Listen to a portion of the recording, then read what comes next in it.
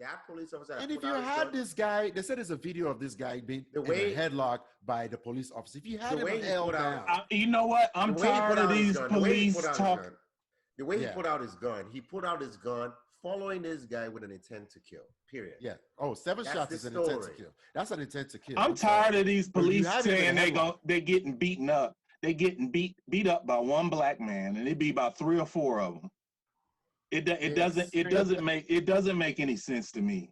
Like it just they're lying. And if he did have a knife like they said he did, why didn't that come out earlier? That was like what 3-4 days before they obviously brought that out. Hold on. The reason why that didn't come out, Eric, is because they first wanted to say he had a gun. Right. The initial reports that came out said with his 3 kids in a car. Right. That was. Hello, all our listeners and watchers. Thank you for tuning in to the latest episode of Movies and Random. Shut your mouth. I'm your host, Ron T, along with my longtime friends, E-Rock, Coach Rod P, Shay Z, and Show Nuff. The purpose of this podcast is to give you our honest review of some of the most recent movies out and let you know whether it's worth your time or not. The way we do this is by each person telling you what they liked and disliked about each movie, and then giving it a rating of 1 to 5 movie reels. Once everyone is given their take, we average our scores. If the film averages 3 reels or more, it gets the golden clock, which means it's worth your time to watch. Anything below 3 reels gets the gray broken down clock, which means do not waste your time. And after all of that is done, what would our show be without our opinions on today's current events? So put your phone in your pocket and let us inform and entertain you.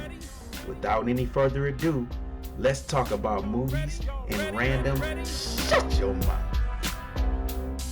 Y'all ready? Y'all ready? Y'all ready? Let's go. Let's go. Let's go.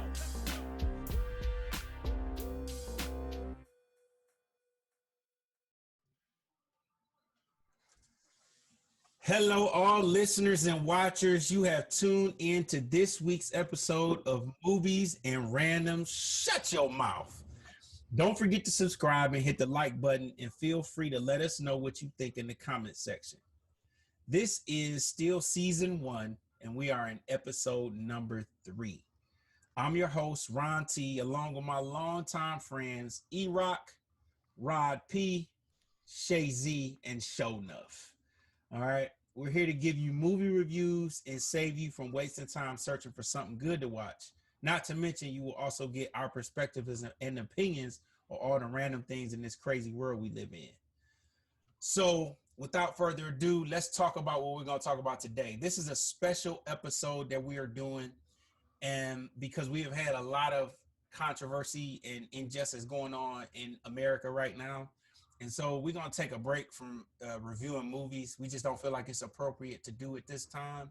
So we're going to talk about the things that affect our community and things that we care about. And we're going to bring up a few topics that hopefully you will gain some insight from if you don't already know the details, and you can formulate your own opinions. So feel free to leave some comments in the comment section. Email us with any critiques or anything you want to have to say, and we'll go ahead and start that conversation.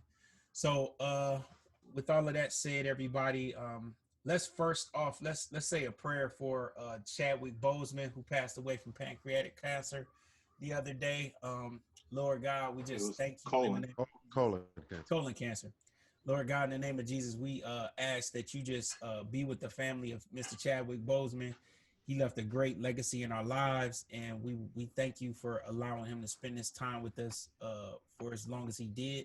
And we just ask that you just lift up the family, be with the wife, be with his wife, be with his family, and everybody that admire him. In Jesus' name we pray. Amen. Amen. All right. So just the facts. Chadwick Boseman was an actor known for his roles as James Brown, Jackie Robinson, Thurgood Marshall, and most famously King T'Challa as the Black Panther. He died this week of stage 4 colon cancer, and it's a sad day. I mean, we just heard about Kobe, and a few months ago, and now it's another great icon that did a lot for us. So I propose a question so we can get this conversation started about Mr. Boseman, and that is basically, what did you feel when you first heard the news of his passing? I'll go ahead and start with Eric, and then we'll go around.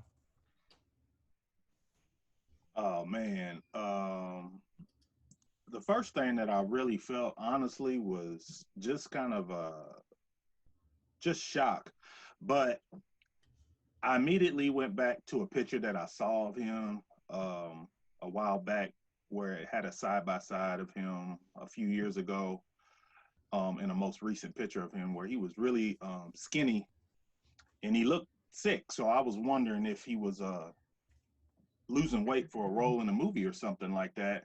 And I was telling my wife, I said, if that is not what he's doing, then most likely he's probably sick. So when I heard that he died, I was like, from colon cancer, it just kind of took me back to that picture that I saw of him and everything. But really, the other thing that really got to me was just how nobody knew what he was really going through. And I know that was probably by design on his camp's part, probably wanted to keep it close to the vest.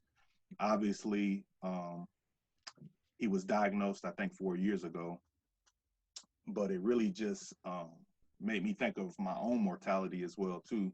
And that, not, every day of life on this earth is a blessing. And, the next day is not guaranteed.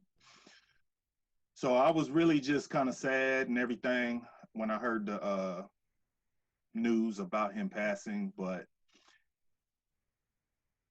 I just think about his age. He's 43, I'm 42. It kind of got me thinking about my own health in terms of the possibility of, getting cancer and dealing with any other type of health issues that could come about at any time. So it really just got me reflecting on my own mortality a lot, and had me really focusing on what I probably need to do in order to make sure that I'm healthy. And I think for us as Black men, that's something that we at times take for granted, as our health and overall well-being. And I think it is something that we really need to look at more in terms of being on top of, making sure that we go to the doctors, getting our checkups, getting any type of screenings that we need, things like that. But for what he's done for the Black community in just the short time, that he's been, 43 years on this earth, is really incredible. He's touched so many people, young Black children and children of all races, with, the Black Panther movie and his portrayal of James Brown and Thurgood Marshall. I just think it was just amazing what he was able to accomplish in his short life. But definitely gonna miss, knowing that he's gonna be, Black Panther and everything. But I know, he's in a better place right now, because can't imagine, how he was suffering. But I just, ask the Lord to bless him and his family and everything. And that's pretty much all I got to say about it. But yeah, I was just really shocked when I heard, but it really it took me by surprise, but then I kind of was like, yeah, it makes sense. Like I said, seeing that picture of him skinny, and that's exactly probably what it was. He was just getting sicker and sicker from the cancer. So that's all I got.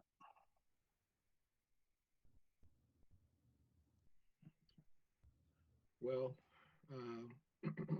for me, I took this extremely hard, on a number of levels.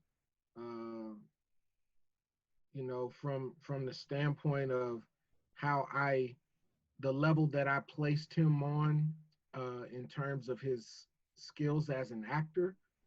I I commented to my wife, I said, in my opinion, he was ascending to a Denzel, Will Smith, Jamie Foxx type level in terms of his acting and who he was and things like that. Um, and I'll be honest with you, I have not felt that bad since Kobe. It hit me on the Kobe level. I was a huge Kobe fan, and you know, when he came and passed and everything, it broke my heart. And then seeing Chadwick, it broke my heart as well. And kind of like you, E-Rock, is just the last thing I had saw with him was the photo book that Kenny Smith did on TNT of all the photos that Kobe had taken. And Kenny Smith got a lot of people together to kind of mimic those.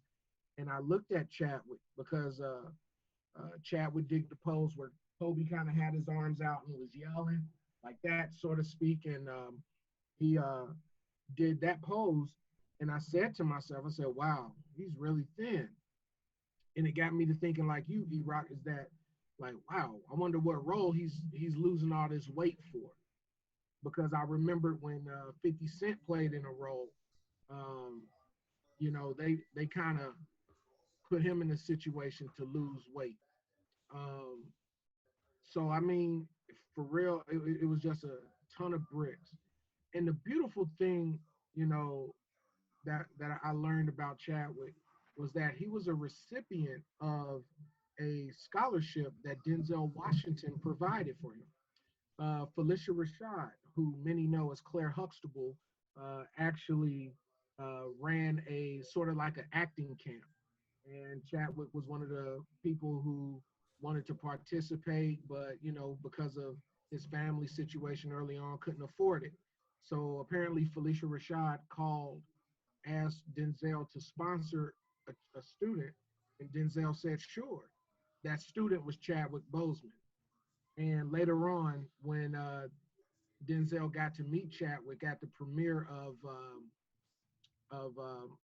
Black Panther, Chadwick paid homage to him and let him know, like, hey, listen, you're the reason why I'm here. And so, when you think about the level that Chadwick was on and think of his progression, that where he was going, is like, wow, you know, wow, you hate to see someone so good leave so soon with so much work still to be done. So it was very heartbreaking for me. But, I know that, you know, the Lord calls home his people who he needs. And so, I'm not going to sit and question the Lord's reasons, but this is a tough one, man. And I hope and pray that his family is okay. So rest in heaven, brother. Rest in heaven. All right. How I felt about it, it was tough for me because I was really looking forward to the number of things that Chadwick had coming his way. I felt like he was just going to be a superstar or even a megastar in the Hollywood business. Everything he had done so far, I was really, really impressed by his work. But, I'm not going to go, I won't repeat what the my fellow peers, E-Rock and Coach Ron, Coach Rod did. But to add to what they said, what really inspired me about him was his humbleness at his position. There are a lot of Hollywood actors that I've seen, actors and actresses, if you want to look at it that way. There are a lot of them that we've seen that they take their work and they wear their work on their sleeves, so to speak. With Chadwick, his humbleness really spoke volumes for me. He felt relatable to people like me, to ordinary people like us, that it didn't matter how big of a star he was. If he knocked on your door and you want to have a conversation with him, he looked like that kind of person that will have a conversation with you regardless. So that was what made me. I grew my affinity for him and his work and how he was able to inspire people like me, black men, especially in America. The other thing that really hit me was how quiet he stayed about this issue. If he was diagnosed with stage 3 in 2016, then you can imagine all the movies that were released. He was acting all those movies while he was going through countless surgeries and chemotherapy and whatever it is that he had to do just so he can stay healthy enough to play those roles. And never said a word. He didn't want people feeling sorry for him. He didn't want people. He didn't want to use it as a distraction. He wanted to work hard for his role and get it just like anybody else, and that speaks volumes. Um, so I'm really sad, very, very sad about his passing. I'm actually disappointed that at a time in a time that we're dealing with a lot of issues in America today, this came about. We lost Kobe, the pandemic, the issue of racism, and now we have Chadwick, a superstar, gone. Hasn't been easy for the Black community at all. So I would say my prayers are to his family. I am wishing them the best, and we'll continue to do what we can, however way we can to support them. But more importantly, Black men in general. If this is if this is a wake up call to echo what my buddy is saying here. Check on your health. If you are 35 or and above, I wouldn't even say wait to 35, but if you are 35 and above, Black men should be conscientious about their health. Period. It's real. You're not a superhero, and at the end of the day, as we get older, our bodies change, so we have to stay on top of it and make sure we can, take care of it so that we can be around for not just our parents but also our children, our spouses, our friends, because they need us more at this age. They need us more than ever before. So um, that's what I'll take from that. That's the advice I'll give. But rest in power, Chadwick. We're gonna miss you. We're gonna miss your work, and my prayers to his family. Well, to echo what everyone has said, I mean, what the feeling that I had was shock. It wasn't something I expected. Just like everyone else on this panel, I thought that seeing him skinny and slim was for a role that he was doing. And because he kept it so quiet, he kept it discreet. And that's the only thing we could assume, is that he was shooting a movie for a role, um, to basically assume the character, whatever role that he was taking. And the thing is, the man is just a phenomenal talent. Um, I guess also looking at his age makes me reflect on my life, and see, and just not take life for granted. I mean, there's so many things that we do. We keep ourselves so busy with work that we forget how to appreciate life sometimes and how short life is. And his death is sudden, is really very sad and shocking to the not only to the Black community, but also to the Marvel Universe world, people who are fans of Marvel Cinematic Universe and superhero characters, and also fans of just him and acting. He had a lot in store for him. He had a lot in store for every single one of us, and he basically showed us how to be charismatic in everything that you do. Um, yeah, the only thing I could say right now is 2020 has been a year of basically, it's hard for me to say there's happiness. I try to find happiness each and every day, even though we're in a pandemic. We're in a racial pandemic and also a health pandemic. We're also, you know, an economic pandemic, if you want to call that. It's been a tough year, and we still have more months to go in the year 2020. So hearing this news on Friday night, it was extremely sad knowing everything that has happened. I mean, we started the year with Kobe's death, and then we went into a pandemic, and then the racial divide and chaos, um, and then now this. It's almost like right now I'm looking back and like, what is next? But then again, looking at Chadwick's character and charisma, you still have to be resilient. You still have to be prayerful. You have to be hopeful that things are going to get better. So if I take anything from, I mean, will really miss this man because he's such a phenomenal guy. I never, I wish I would have met him, get to know him more. We're just like everyone around the world was getting to know him on the big screen. But just cherish life, enjoy it, live life to the fullest, and take care of yourself. Your health is very important. He's the same age as I am. I'm 43 this year.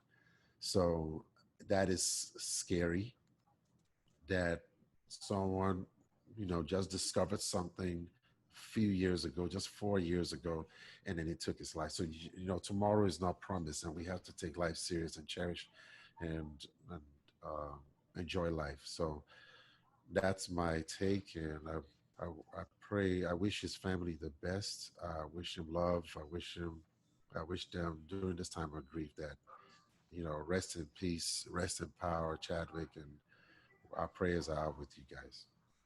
Okay, well, it's a tragedy for anyone to die. So the question I pose for you guys is, why is a mere actor getting this much attention? Yeah, that's a good question. I think the reason why this actor, who quite honestly he's only had 11 movies under his belt. That's surprising. 11 movies, and he made such a huge impact, and so many people, loved him. The reason why he's getting this attention is because of, not just the work that he's done, but I think the character of the individual. I think what really impressed not just me, but what I've read that everyone is saying, they're singing the same tune, is that his character, his humbleness, being a good guy, being a likable guy, everyone sings the same tune. People that have met him, they've said the exact same thing. This guy, he is so humble. He's such a likable. He is what people should be or aspire to be like outside of just doing their work. There are people that take their work for granted. He never, it seems from what we know now, he didn't take anything for granted. He took each day. He probably didn't know how long he was going to live when he first got diagnosed. He probably just felt like, you know what, it's probably going to be 2 years because it was stage 3. But he took every opportunity and every day and literally tried to live it to its maximum without impacting people's feelings about what he was dealing with. So he got even more likable yesterday, or at least this past weekend, when we heard that he passed because of what he dealt with. So that's the reason why I think the attention is a lot more, because it was his character, obviously his roles and what he's done, but his character speaks volumes. That's the way I see it. Well, I also think that acting is what you do. I mean, people have their own occupation. That doesn't necessarily make who you are. Acting is what he did. But what the reason why I think they're giving him the attention is because of who he is. It's not necessarily because I think they would have given him the attention if he was a politician, and more people would have come out in droves to support him and his family. He just happens to be an actor. So I think, Chad is just a phenomenal person that probably impacted people. I hear people say this oftentimes again, that you're only remembered at your funeral based on how many people you've touched and impacted. If more people show up at your funeral, it's based on how much impact you've made in while you were living. So that's the way I think. I think he has touched a lot of people, and he has impacted a lot of people, not just through his movies, but through his work outside of his movies. So that's what I think. Yeah. I was gonna say, I think it's a combination of the impact he's had as an individual, um, to other people, that, you know, he was close to and other people's that he's touched through his films. But I also think part of that, honestly, is through the Black Panther movie, to be honest with you. I just think he touched so many people, both of all races, with that movie. And it really gave us a view of the pride that African Americans had as a whole. And I think because that movie was so powerful, it broke so many records. And I mean, for God's sake, he had people dressing up in African attire to go Right. watch Right. the movies. Right. Right. To me, that just says a lot about, for one, for him, for taking that role and how he owned it and how powerful it was. And then from the time after that, you know, you had people doing, you know, Wakanda Forever chants just in the real world, just to give some sense of pride about our African American, African culture. And I Right. think that combined with the person that who he was really is what's is playing, is giving all this momentum into, you know, his death and what he has meant to our society. And, you know, I just think that it's just incredible what he's been able to do in such short period of time he's been alive on this earth. And, you know, like you said, Shazy, just 11 movies under his belt. You know, he had a lot more, but Did the a lot ones more that, with less. yeah, he did a lot more with, you know, with less too. So that's all I can say about that. You know, for me, I think the reason why people are so hurt by this is plain and simple is that we as a people, as blacks, we we look for that hero. We look for somebody to tell our kids, hey, you know, be like me, but look at what that person's doing right there. You can achieve that too if you work hard at it. And so, you know, I think our community is hurt by this is because he was our guy. You know, in my lifetime, I think about it often, like how many like people can I say are my heroes, you know? And, you know, that list is very small. You know, one of the most recent heroes I've had is President Obama. And it's like, Right. yo, when you know, that pride that we had for President Obama is the same pride that we had when we saw, hey, Marvel is not going to fudge it. They're going to give Black Panther its due and make this character a brother who's just, I mean, it's he was our superhero. Right. He was. He was. He was our superhero. And I don't care who you are, you know, superhero movies, you're gonna always gravitate to a superhero. Some people like Batman, some people like Superman, some people like Spider-Man. But guess what? For once, we as a people, we had our guy represented too. Right. We had Okay, our so guy represented and Right. represented in a positive light, not just, you know, we can make the argument could be made Wesley Snipes as Blade as the first, you know, black superhero, but Right. no, we finally had our guy. And that's why I feel that's why it hurts so bad. That's all I Right. got. okay, so that leads to another question. Why did he not get a colonoscopy earlier? So I think personally because of, from what I've been told, they typically want you to start getting screenings for those, I think, in the late 40s, early Uh, 50s, yeah. or unless you have a significant family history of cancer, colon cancer, things like that. But my thing is that if he got diagnosed with it 4 years ago, he probably was having some type of symptoms before then. Mm-hmm. I don't. We'll never know probably why, unless somebody in his family comes out and says something about that. But I know that's one thing I have to mention about that. That's all. And that's a good point, Iraq. I think one of the social situations that the African American or Black community, as a whole. And when I say Black community, I'm not even just talking about the United States. I grew up in Nigeria. I spent 14 years. This is almost universal when it comes to Black men and their health.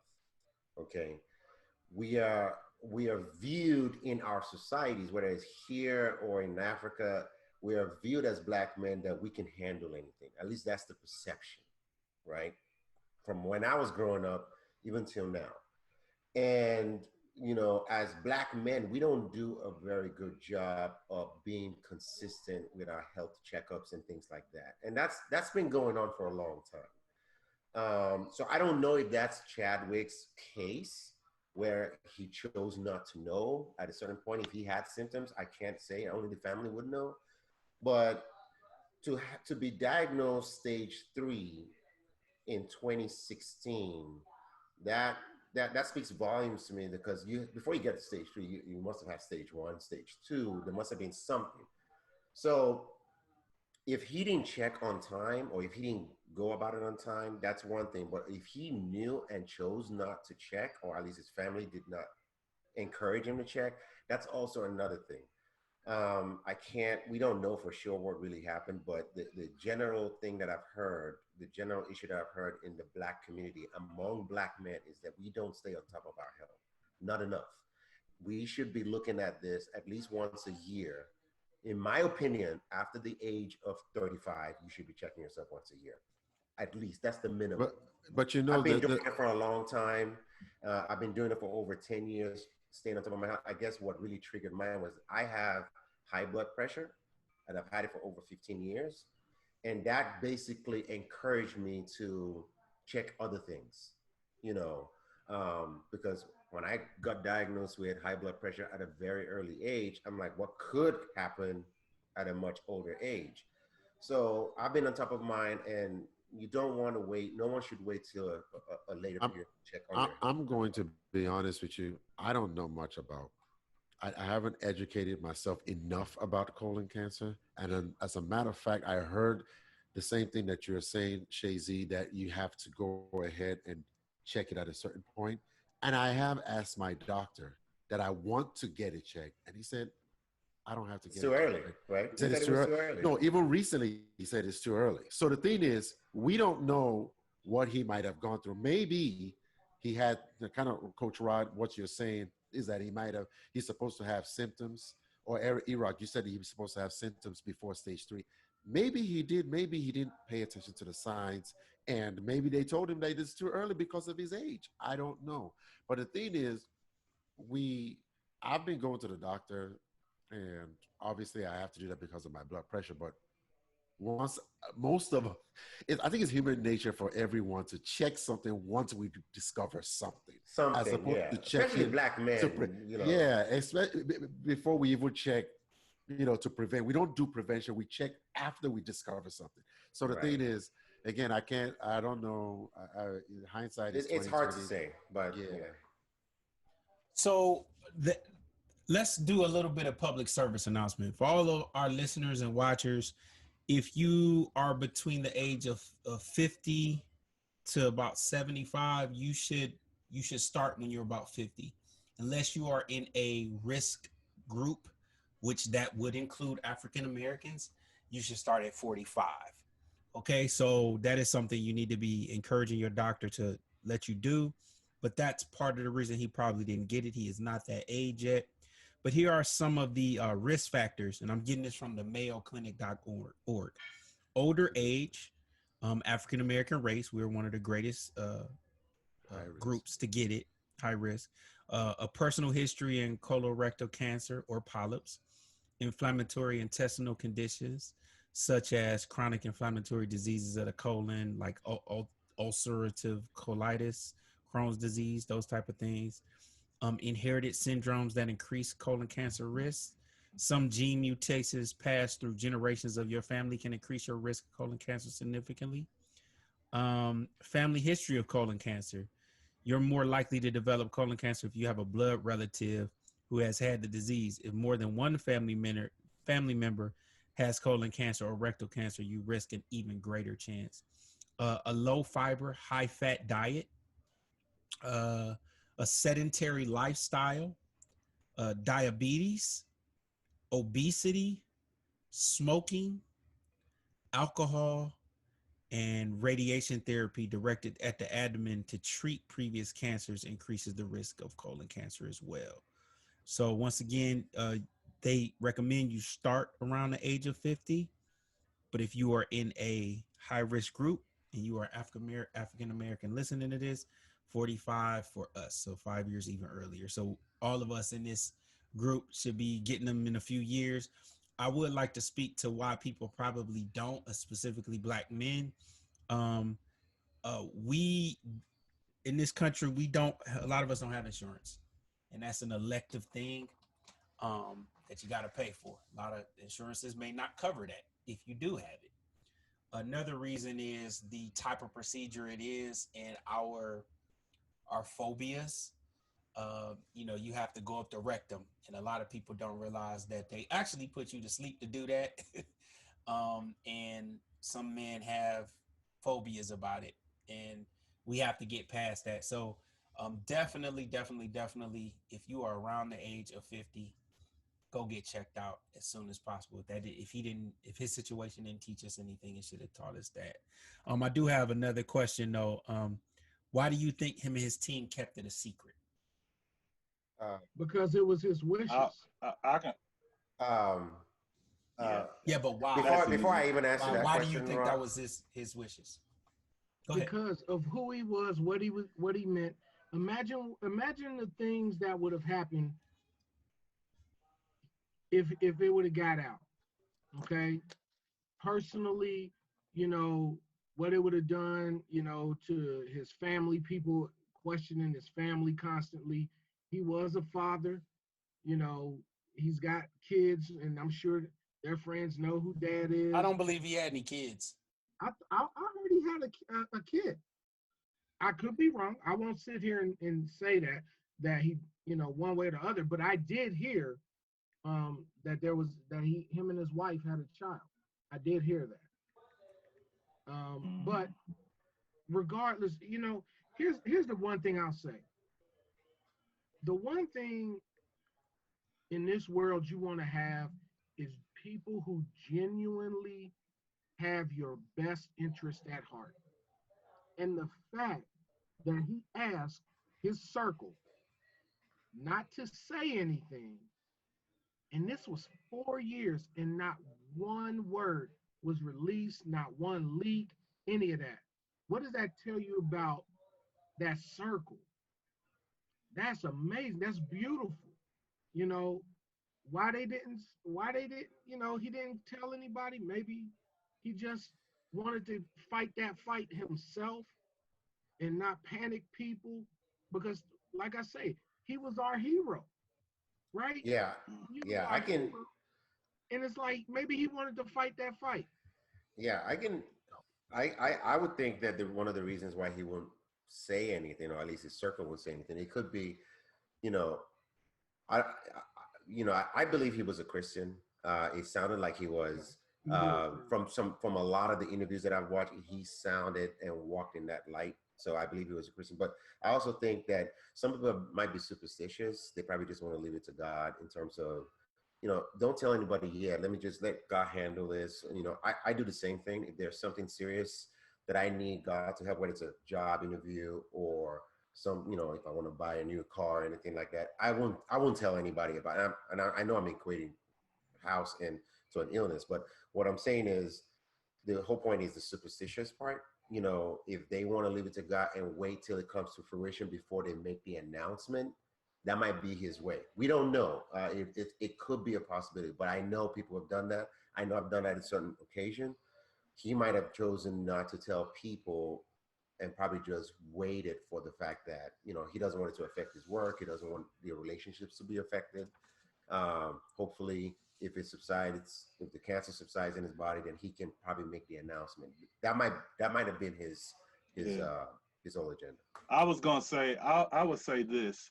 Um, I firmly believe that he probably, based on what I've seen from him, he seems to be a really private person, to be honest with you. It seems like you really only see what he wants you to see. There's not a lot of, videos, TMZ, paparazzi of Chadwick Boseman. So I may be wrong, but he seemed like he was a very private individual, private person, more of a family man, who liked to perfect his craft. But the bigger thing for me is that I can only imagine, like, how he would have felt, um, releasing that information to everybody. And some people just don't like to be in the limelight and the center of attention. So that could have been part of the reason why he wanted to keep it, private. Um, but at the end of the day, he made a decision for what he thought was best. Um, I would be interested in knowing, um, if he did have any impact on, like, any types of studies for colon cancer, or if he, um, had any dealings with spreading the news about African American men and our health and, colon cancer, things like that. But I feel like it's really interesting to know that this was able to be kept a secret, for so long, because I had no idea. Because even when I saw him when he was skinny, I just say, "Oh, he must be doing a new role." Mm-hmm. But nothing ever came out. Even when you saw that picture of him being skinny, there was questions about it, but then it kind of died down. So it was like nobody even really thought anything of it. But yeah, I just feel like he probably was just private and just didn't want everyone to kind of be in his business, to be honest with you. Okay. Yeah. Yeah. Well, once again, rest in peace, Chadwick Boseman. Your work will live on forever. And now we're gonna move on to our next topic. We're gonna get into some of the injustice that's been going on in America. And we're gonna start off with the shooting of Jacob Blake. Just to give you some facts, in Kenosha, Wisconsin, on August 23rd, Jacob Blake, a 29-year-old man with 3 sons who were in the car at the time of the incident, was shot 7 times in the back by police as he was walking away from the police vehicle, from the police group. Mr. Blake walked around a gray SUV, opens the car door, and leans inside. The officer grabs the tank top he was wearing and shoots him from behind 7 times. An officer was heard saying, "Drop the knife," but it isn't clear if Mr. Blake was holding anything. The story is that officers were attempting to arrest Mr. Blake after a woman called police and said her boyfriend was present and not supposed to be on the premises. After the police officer, named Rustin Shesky, unsuccessfully used a stun gun, a second officer, Vincent Arenas, used his stun gun as well. That's when Mr. Blake walked around his car to open the front door. Shesky was the only officer who fires his weapon, and Mr. Blake admitted to have a knife in his possession after the shooting. Now that's the story of the investigators from the police side. The attorneys for Mr. Blake said that he did not have a weapon. They also stated that he was helping to de-escalate the situation between 2 women who were fighting when the officers initially used the stun guns on him. When Mr. Blake was walking away from the police to check on his young sons in the car, that's when the police shot him. So there's some conflicting parts of this situation. There is video, but it does not say or does not show what happened before or what led up to the shooting. The Department of Justice is conducting a civil rights investigation into the shooting. There was a warrant for his arrest filed for Mr. Blake's arrest filed in Wisconsin in July on charges of criminal trespass, domestic abuse, and third-degree sexual assault. But Mr. Blake's father states that the warrant had since been vacated. Mr. Blake went through surgery and at least one bullet went through his spinal cord, leaving him paralyzed. He suffered liver and kidney damage with holes in his stomach. His colon and small intestine were removed. He was also shot in the arm. He is in the ICU, but is stable and will need more surgeries. Despite being paralyzed, he had been restrained with his leg by handcuffs to his hospital bed. They have since released that restraint from him, and I only believe after some outcry about that happening. So my question to you guys are the cops justified for shooting him? Well, no. I don't care whether you had a warrant that was on him prior or whether you had, if it's something that was vacated. I don't even care if he was there causing trouble. The fact is, when you arrive at the scene and you're trying to detain someone, if you are trying to detain anyone, looking at that video, you would see that the police officers dropped the ball, totally dropped the ball on this. They first of all said, oh, you know what? Well, I don't even know what they said because they haven't said anything because everybody's been trying to get them to say something or release something, and they're keeping quiet.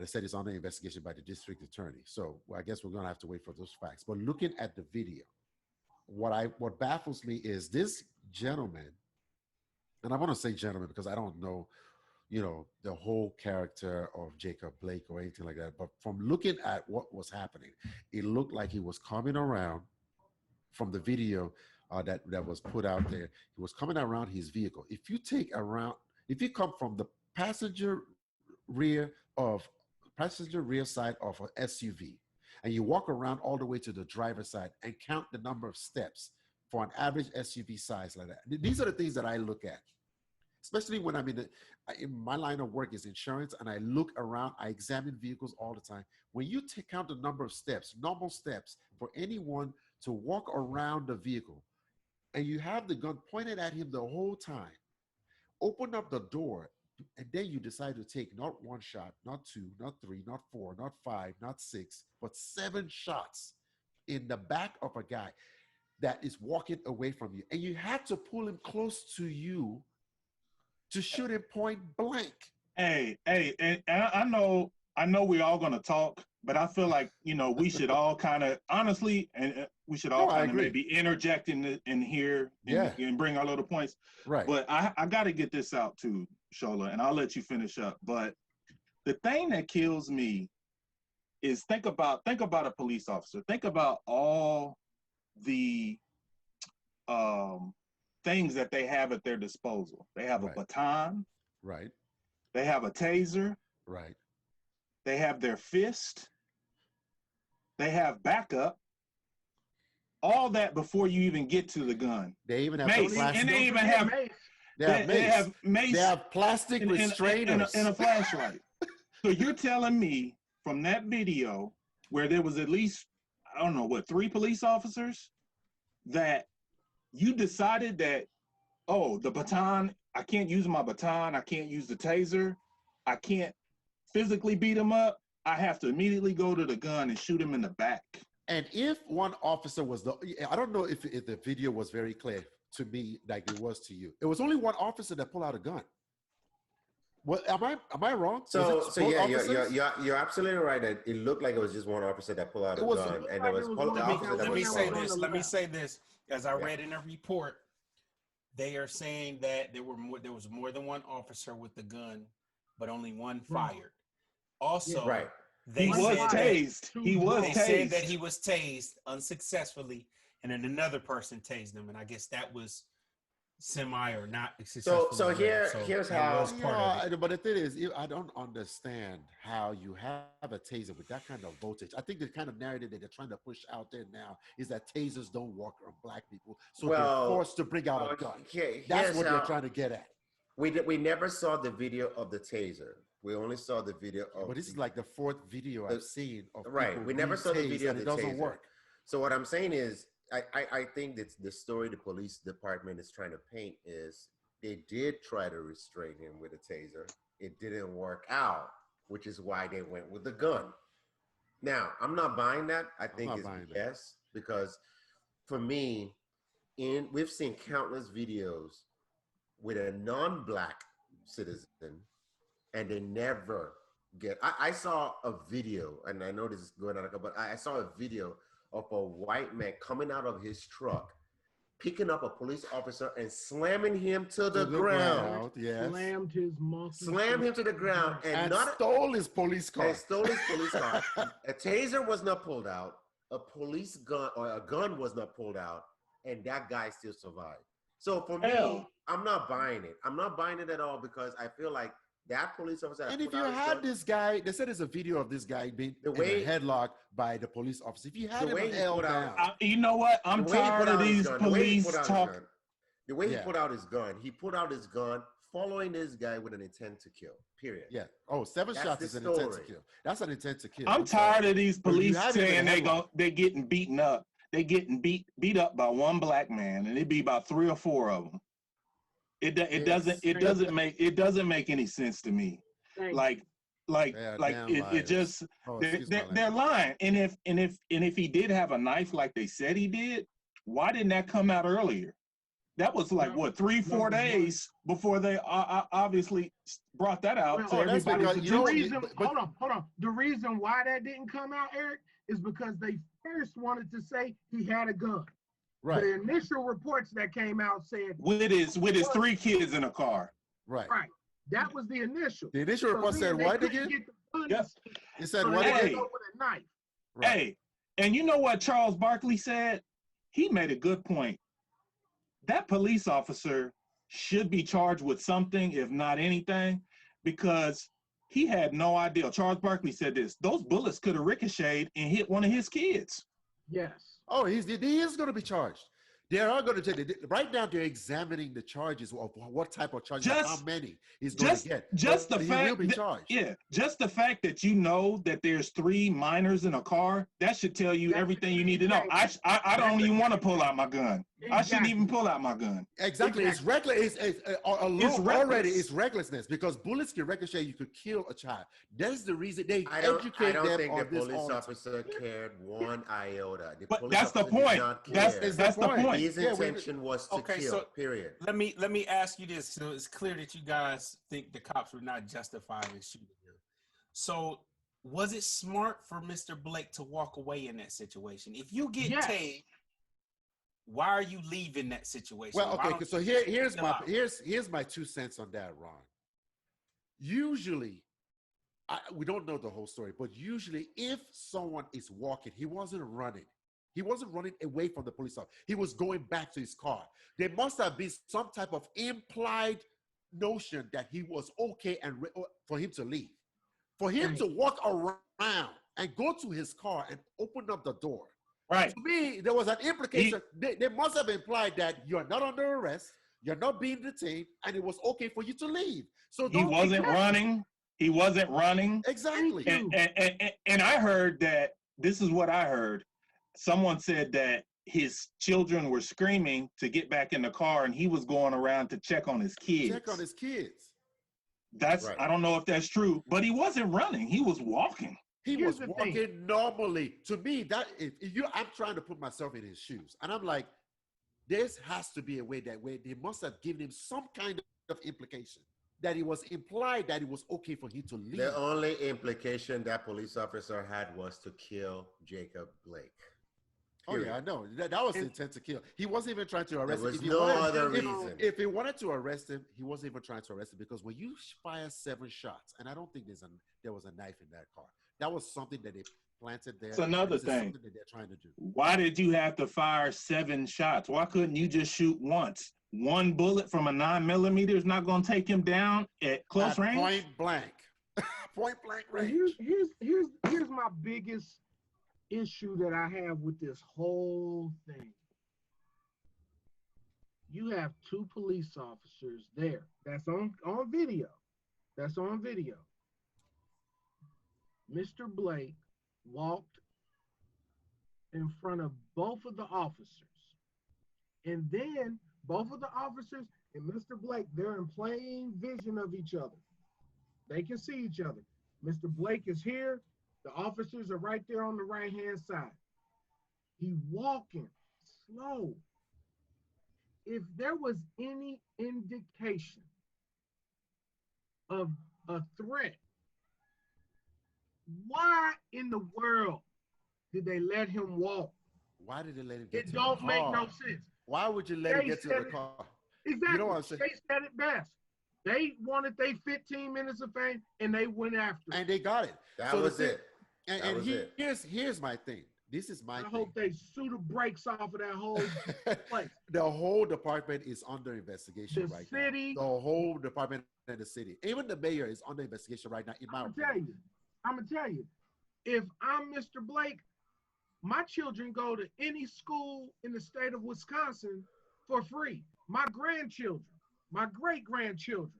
Now I'm sitting here stuck in a wheelchair. To be honest with you, man, I don't even know. Well, before I even get to that, I always said the police need to be policed. And we need somebody to police them. I have no idea. I have no idea why body cams are not mandatory amongst all police. They said Wisconsin. No, hold on. They said that body. Excuse. They said the body. No, they said that the law had not been passed or whatever for body cams to be worn by officers. No, it had been passed. What they're saying. But my point. Excuse you're giving. Go ahead. No, my point is that if there are, that should be something that is a given. If you're a police officer, your body cam needs to be on at all times. But this is the reason why I said that they need to be investigated. The whole department needs to be investigated. Because the argument that they're making right now is that there wasn't enough funding from That's correct. Starting as of 3 years reporting. ago. The funding is the reporting that they're saying. They're saying that there's a law. The law has been passed. They're saying that their department they didn't have enough funding in the state of Wisconsin to get it to all.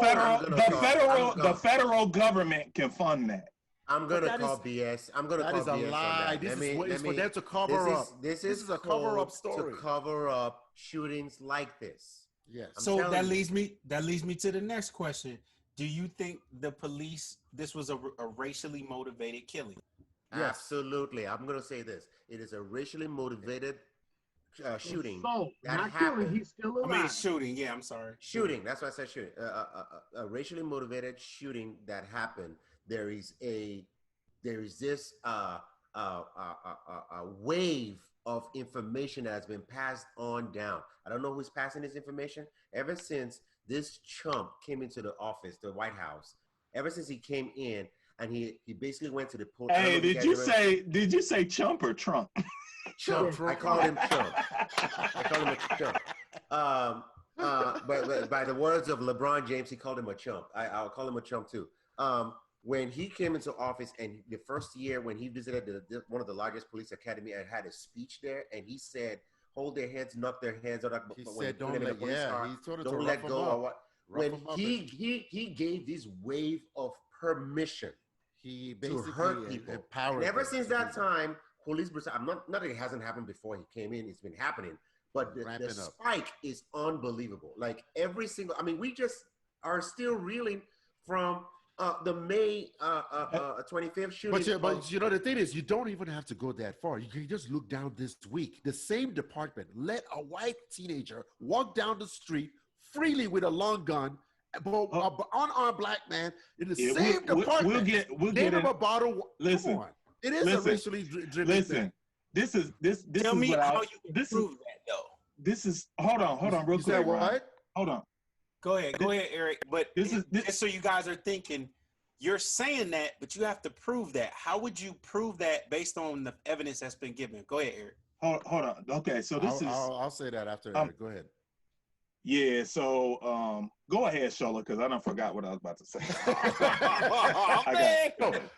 Go ahead. I'll come back. You know, I don't even have to go record. You can look at the proof of the videos. Within 3 days, from Sunday to Wednesday, You saw an unarmed black man who never posed a threat get shot 7 times. And a white guy who actually is confirmed by eyewitnesses killed 2 people and shot a 3rd. Walking down the street, you see the same police department backing out. They're not even pushback. I have a pushback on that. All right, I know. Let me say what I know what I was gonna say. All right, just 2 things. I've said this multiple times, and it's from a great movie, The Departed. There's a scene in there where Leonardo DiCaprio was with the psychiatrist talking about a shooting that he was involved with when he was a police officer. And he basically made the comment, and I truly do believe this, that majority of police officers sign up because they want to use a gun. I really truly believe that. A lot of these police officers out there sign up to be police officers so they can shoot somebody, if not kill them. Okay? Right. Not all of them, but there's some out there. There's some rogue cops. And then the other thing is that at the end of the day, I feel like Jacob Blake was giving it to these officers. They was pissed that they was getting their asses handed to them. And that officer said, you know what? I'm about to show you, and shot him 7 times. Because regardless of what, there is no need to shoot someone 7 times at point blank range. That's overkill. Big time. In the back. I can tell you this right now. I think they are still surprised that he's alive. I can tell you that. Oh, I'm telling you. They are surprised that Jacob Blake is alive after 7 shots. Their intention was to kill. Now, you can say, oh, what evidence do I have? How would you prove that? The point blank range, Ron, 7 shots. Hold on. The point blank range with 7 shots is overkill. That's number 1. Right. Number 2, they have other ways to restrain an individual. Exactly. They're claiming that they used a taser to restrain him and it did not work. We don't have evidence of that right now. That's that's the claim of the police department. That's number 2. Number 3, and I know I'm biased on this, and you can quote me on this bias, but that's fine. That's absolutely fine. If it weren't a black man in that situation, he would not have been shot. Period. We've seen countless videos. Say we're in a court of law. Say we're in a court of law. You can't make that statement. That's absolutely true. You're absolutely right. I can't make that statement, but I'm telling you that's what it is. But the thing is, just because you cannot restrain someone with a taser doesn't mean he has to die. My thing is, you can find other ways to. If I'm chasing someone right now, and I need assistance getting someone down, I'm going to call for backup.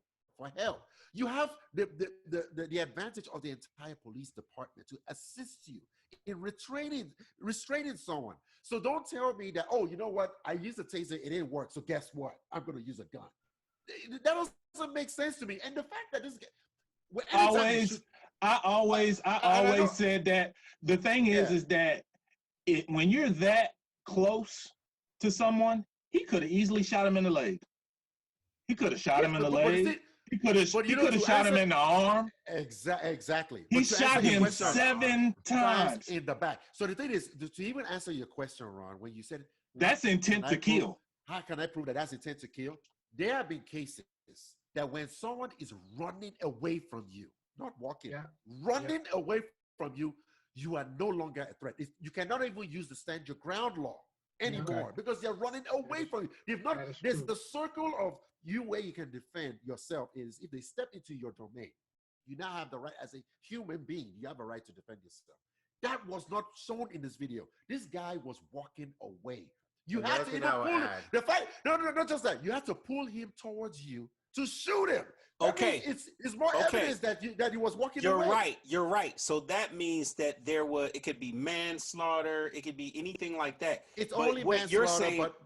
But let me say this. The problem that we're having is now that the Justice Department is involved. Civil rights. So now we're looking into a racially motivated that's harder to prove because now you have to prove that this person is a racist and that they did it because that's the reason why the if attorneys that is have your not used. stance. No. My But question to you is, how can you prove that? How would you go about So that is not my- that is not my what are the stance. charges? So if he does No, they live, haven't. if he They did, haven't. They if haven't he used does make, if They he haven't- does make it through this, would he just get charged? Would the officer possibly get charged with attempted murder, or would it be It's assault? going to be an attempted murder. We don't It's know. not- They it's- haven't charged anything. They haven't charged anything yet because they're still Ron, But investigating. my But the thing question, is, my question to Show Enough is, if you believe that this was a racially motivated shooting, how, based on the evidence of this situation, how would you prove that? because the way right now the civil there's a what's it called? There's a civil case that is already open right now, or the civil rights case already open against this department because of what has just happened this week alone, with an unarmed black person getting shot in the back versus a white kid that is confirmed who got to go home. Mind you, this kid got to get back to Illinois, take a shower, and then turn himself in. They never even went after him. They never even sought to extradite him. He turned himself in after they posed the warrant. But wait, let me answer my question. I said based on this situation, you're using another situation. No, I'm using the video. Circumstances. No. I'm using to the justify evidence. racism in But the I'm other using, situation. Ron, I'm using the evidence. So based on the evidence of this situation with Mr. Blake, how would you prove that this was a racially motivated? That's the key word. It's racially, but not that he tried to kill him because he felt like his life was threatened. I don't think you can. Let me try to. He was, because that's what people who defend the cops are. Let me try the to minute you answer. use the race card, let me try to. Like, oh, here we go. I don't think the officer. So my question to you is: you feel that way? What makes you feel that way? I feel like it's racism. I'm not going to need to. But based on what? I'm not going to use. I don't need to use racism to prove that this was wrong. I don't. Let me try to answer. But you did say you believed it was racially motivated, and I'm saying based on what? I don't think it was racially motivated. I think it was racially motivated, but I don't have to use that. I don't have. That's fine. That's fine. But my question is, do you think these police were being racist? And you said yes, and I said, well, based on what? Based on how they've already proven the way they treated a black man versus a white guy in the same week. So you're using statistics. No, I'm not using statistics. No, I'm not going to statistics. That's why I keep saying I'm only using the incidents of this week. Ron, that's his answer. Let me give my answer. What's your answer, Chase? So here's how I can prove that it was racially motivated. Okay. In a situation like this man, according to the reports that we've heard so far, he was settling a dispute between two women. They came to the scene obviously because not just for the dispute between two women, but there was a warrant. They're claiming that there was a warrant on this guy. No, they did come out for that. I know. That's the claim. They got a call. They got a call that said that he was there and he wasn't supposed to be there. Because the complainant said that, not because. Yeah, you're right. The complainant said that. Again, that's what I'm saying. But the cops didn't go there because there was a warrant on him. Okay. Yeah. No, they found out after the fact. After the fact that there was a warrant. Yeah, he's not supposed to be there. Maybe he was. What do they call it? Parole. Restraining order. Restraining order. Maybe there's a restraining order and they say you can't be 300 feet from here to here, whatever. So I guess he broke, according to whoever made the phone call, he broke that. Either way, they got to the scene. They haven't mentioned that he broke anything yet. So. I know. I don't want to argue about that. I just want to say how they. We're not arguing. We're talking about everything. This is all the same case. Let him finish his thought process. Even though he's going to miss some details, I want to see what your arguments are. So what I'm saying is they got there. They got there because they got a call. Okay. When they got there, from the video and from the report, it was obvious that these cops were not even trying to resolve the dispute between two women. I don't know if you guys have read the report, and maybe you have, But I am yet to see that, oh, they tried to resolve the issue between two women. Okay? They were there specifically for this black man, period. Now, you can dispute and say I'm wrong. I'm just going by the report and the video. So when I look at the video and I read the report, their focus, or at least this guy that shot 7 times, his primary focus, well, there's a black man there. Okay, he's walking away, supposedly was restrained with taser. That didn't work, and he brought out his gun. Apparently, the other cops brought out their gun, but he was the only one that fired. And like Shonuff said, pulled his shirt towards him. He pulled someone that was walking away towards him to fire 7 times. And I'm telling you, yes, there may not be enough evidence for those of you that say, well, how's that racist? When I see other non-black people in similar situations like that, that never happens, almost always. I've lived in this country for 20 plus years, and I've not seen that with white people. I've only seen it with black men. And I'm sorry, I have to call it out. You can agree or disagree. That was a racially motivated shooting, period. Okay. That's the best way I can answer it. And that's fine. People will point to other statistics where white people who have been in those situations and have gotten shot. These are the things that I see personally on Facebook. People always try to justify it. And I think Jamel Hill, on her interview on Vlad TV, said it really good. Said the problem is that regardless of what he was doing, the action of him shooting him 7 times is not justified. It's like, exactly. It doesn't matter. It doesn't matter if it was racially motivated or whatever the case may be. No matter, you were going there for a domestic dispute. Why is the degree lethal force? Right. There should be degrees. If this is not a violent situation and your life isn't in danger, why do you go from solving a domestic dispute, whether he had a warrant or whatever the case may be? Right, that was irrelevant. Shooting him. Right, that was irrelevant. Like you guys have brought that up earlier. Right.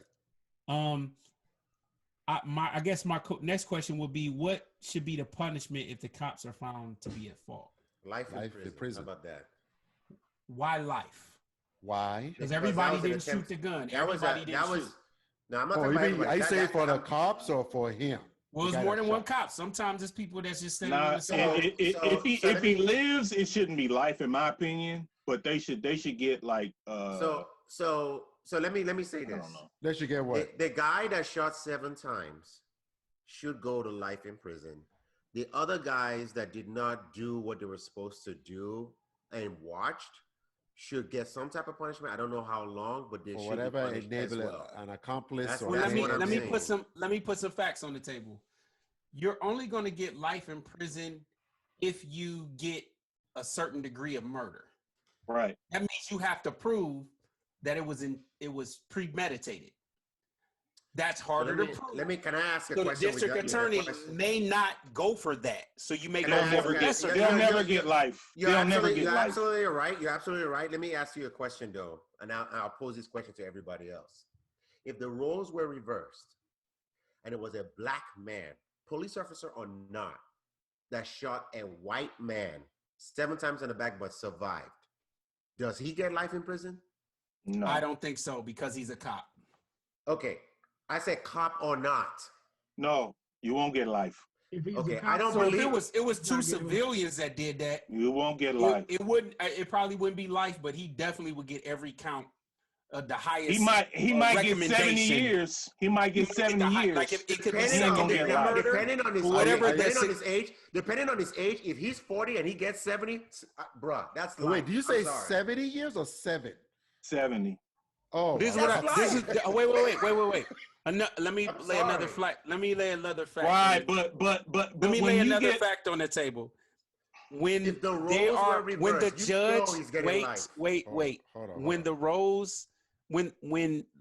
person is getting convicted, the judge has a recommendation. So they have a minimum they gotta give, and they have a maximum they can give. Yeah, they give him a range. So they have some leeway depending on the state and the court. Right. What I'm saying is, in that situation, okay, so for me to answer this question, what I'm saying is, it may not be first degree. I don't think it would be, but if it was second degree or something lower, whatever the maximum suggestion, No, it's going to be first degree. it would be the maximum of that Right. particular. Ron, it's That's what I was. it's No, no, listen. first degree. My point Because of he's asking a that lot. question. Wait, my point because of he's asking that. wait, hold on, Shay. Because he's All right, Eric, go.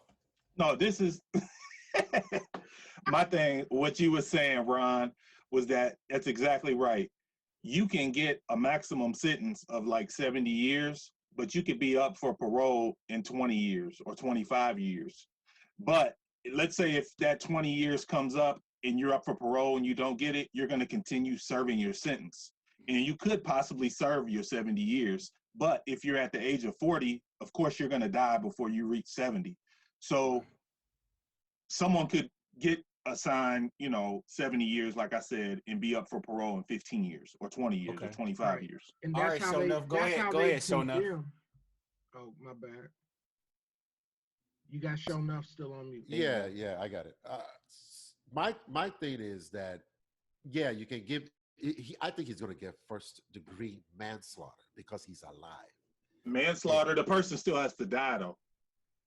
Oh yeah, you're right. So or intent to Attempted murder. It's attempted murder. That's what first degree. The only reason why I Let say the record show none of us are lawyers or attorneys in here. So. let the record. That's my guess. None of us are licensed attorneys or anything like that. But this is my guess. This is my own 2 cents on it. All these are opinions. But the reason why I think it's going to be first degree attempted murder is because of the way he was shot. When you're point blank close like that and you need 7 bullets to put a human being down, to me, you're not trying to shoot. He didn't need 7. He was probably already down after the first shot. He probably just kept shooting him. Exactly. All right, fellas, let me give you one last question, and then we're gonna have to end this conversation because we're getting close to our ending time, and I want to get us out of here on time. But I'm gonna leave you with one last question, and then we'll probably pick this the Kyle Rittenhouse on the next episode up. Does this justify protests given that we have conflicting stories? So should everyone rush to protest in Wisconsin and they don't have all the details? I say yes. And here's the reason why. I'm going to tell you exactly why it's a yes. Because a black man was shot in the back 7 times in front of his children. There's no gun. Clearly, from all the videos that we have seen, it shows that this man was not a threat at the time of what it is he was doing. The police officers let this man walk in front of him. They did not try to tackle him. They did not try to detain him. They did nothing. They let the man walk from the back of his SUV, passenger side, walk all the way down the curb in front of his SUV, turn again to open up the daggone driver's door. The officer pulls his shirt, pulls the back of his shirt, and gives him 7 rounds in the back.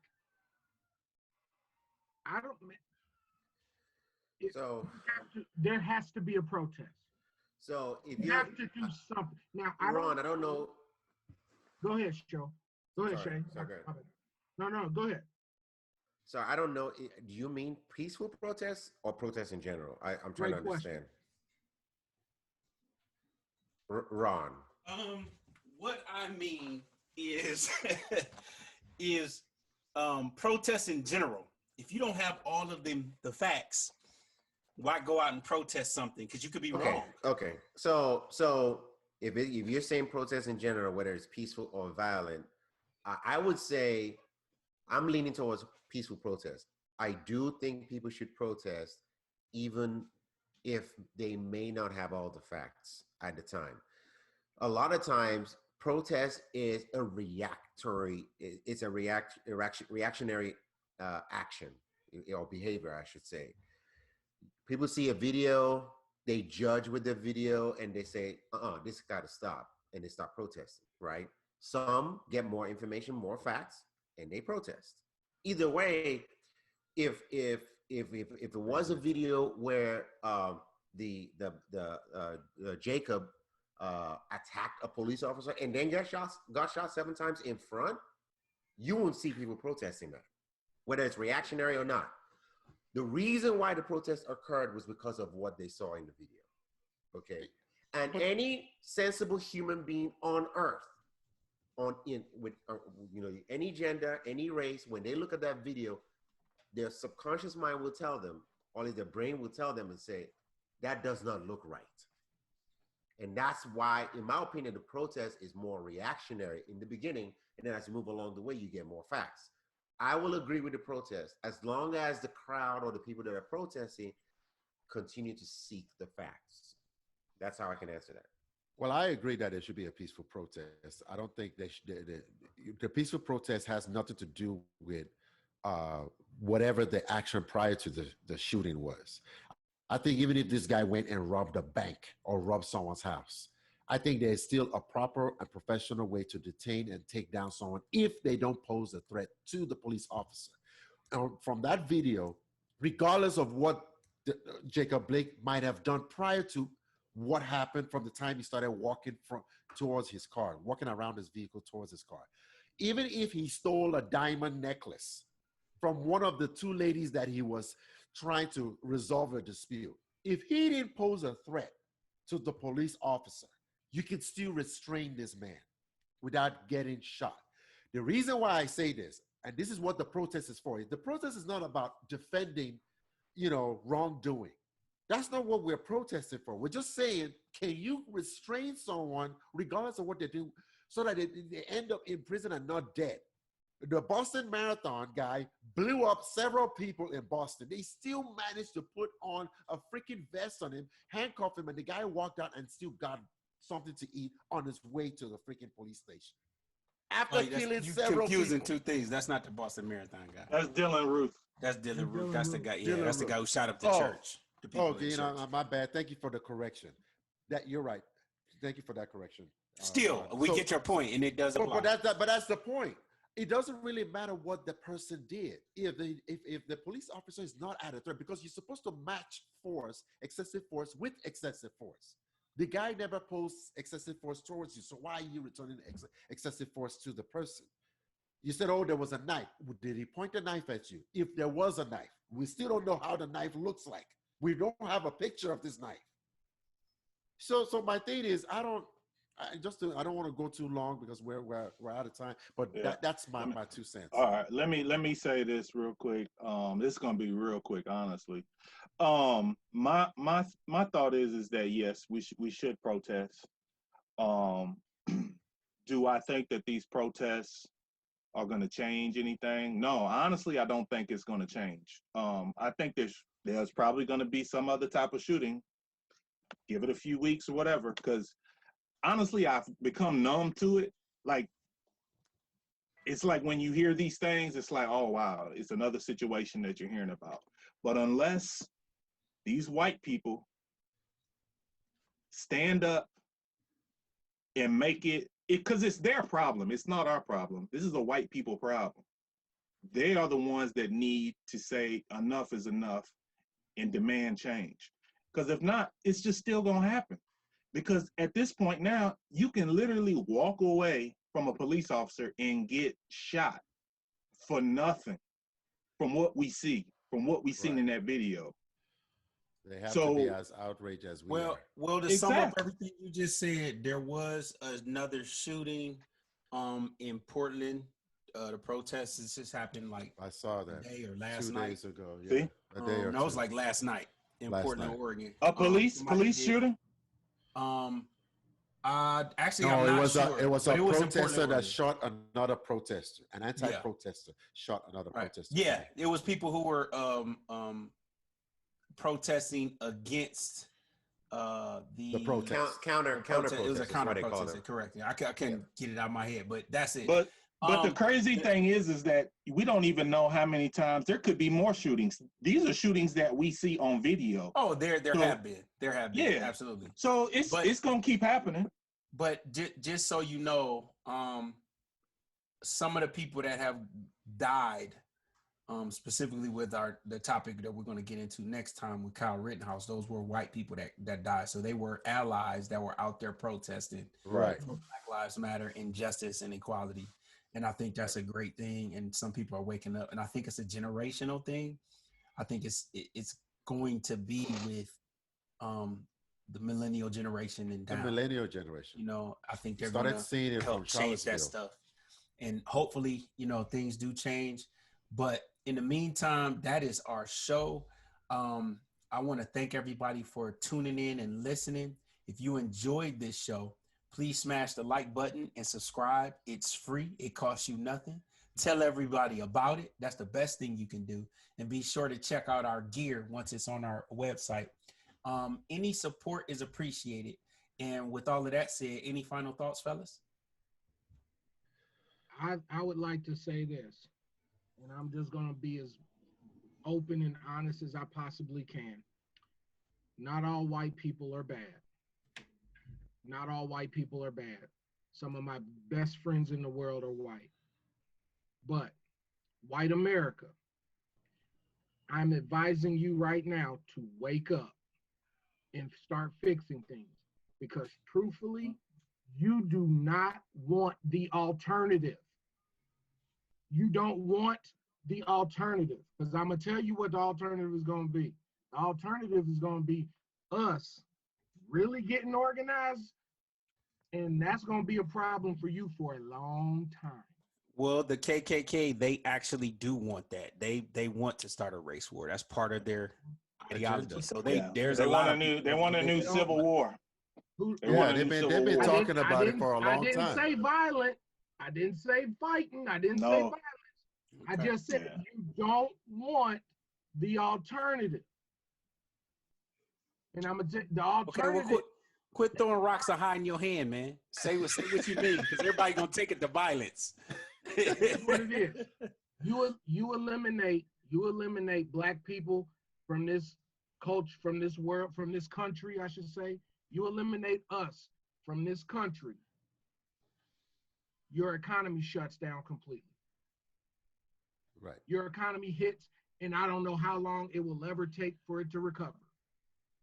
That alone, you don't want. Believe that. Any other final thoughts, fellas? Oh, it was a great show. I think all of us should, we need to fight for unity. We need to fight. And I praise our white allies that are out there. My prayers go out to the families of the lives lost during this protest and during this fight.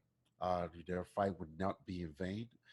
So we'll continue to pray for you, and we pray for peace. We'll continue to pray for peace, but that doesn't mean we're going to stop fighting. White people, just like Coach Rod Pierce said, be woke, stay woke, and be as outraged as we are. Because if you're not part of the solution, then you're part of the problem. So, but I do know that there are white allies out there, and we thank you for your support. All lives matter, but all lives cannot matter until Black lives matter. Yeah, I'll go ahead and say that white people have to be part of the solution. As my brothers just said, they have to be involved. We're tired of having conversations. I know conversations are good. Constant conversation is good, but it's no longer enough. Take action, be involved. We can do so much, representing 13% of the population in the United States, but that tells you how little we can impact, because we're not the ones in power. Okay, you are. So if you're my white brothers and sisters, if you're listening to this, I implore you to talk to your neighbors and your friends and your local politicians, the state politicians. You've had dinner with them. You've done barbecue with them. You've gone out to play golf with them. Have them impact the change that we employ the change that we need to impact our country, so that we can all live unified. Because if you don't, it will end up being your problem in the long run. That's all I can say. Yeah, and all I'll say is that especially for my white brothers and sisters, when you see racism or when you see unfair treatment of minorities or whoever it may be, you need to call it out. Call it out, bring attention to it. Just don't sit there idly and do nothing. You all have to be a part of this fight just like we are. We've been, since the beginning of slavery. But we need allies in this battle, and we can't do it alone. But like I said, it's not a black, African, or brown people's issue. This is a white person's issue. And until they see that it needs to be fixed and changed, it's never going to get fixed. So that's all I can say. But peace and love. That's all I got. All right. Thank you for tuning in once again. And until next time, enjoy your life while you're here and watch movies and random. Shut your mouth. Peace.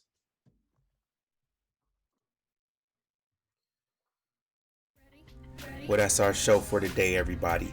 Thanks a whole lot for tuning in.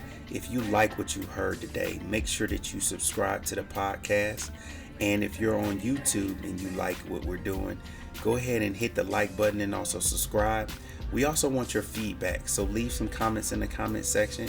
And for those people who are listening on the podcast, we have an email address. So if there's some movies you want us to review or you have some critique on our takes, you can email us at moviesrandoms2020@gmail.com. And lastly, follow us on all of our social media. On Twitter, we're at movies_randoms1. On Instagram, it's random1sh. And on Facebook, it's movies, the & random1sh. So that's it. We'll come back at you with 2 more movies that hopefully you enjoy or dislike. We'll let you know one way or the other. But you have tuned in to Movies and Random. Shut your mouth. Thanks for tuning in, everybody. Peace.